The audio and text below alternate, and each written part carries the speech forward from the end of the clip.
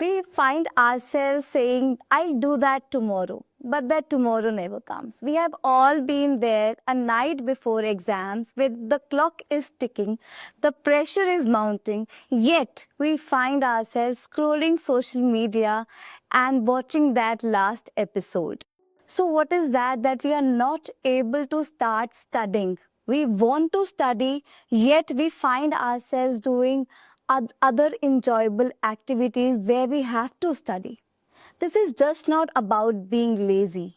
This is procrastination theory, wherein our mind is wired in such a manner that when it faces a stressful activity, it tends to find activities that give pleasure. This is also known as pleasure theory. That's why you watch Netflix over preparing for an exam. तो हमें लगता है अभी तो 5 घंटे रहते हैं exam में, अब एक एपिसोड देख लेता हूँ। वो एपिसोड देख के लगता है कुछ खा लेता हूँ तभी फोकस कर पाऊंगा पढ़ाई पे। वो खाने के बाद लगता है थोड़ा सा रेस्ट कर लेता हूँ, आलस आ रहा है। ऐसे करते करते घंटों बीत जाते हैं पर हम पढ़ना शुरू नहीं करते। और मुझे लगता है कहीं ना कहीं सबने ये एक्सपीरियंस किया होगा और हम बिना पढ़े एग्जाम के लिए चले जाते हैं। हम प्रोक्रेस्टिनेट करने में अपना वक्त गुजार देते हैं और पढ़ते नहीं हैं। ऐसा क्यों? Our parents usually label us as lazy, but we are procrastinating. And you don't need to worry. Every one of us would have done this in their lives.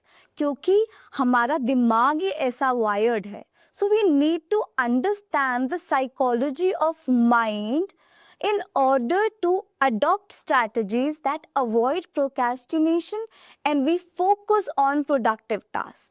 तो वो strategies क्या हैं?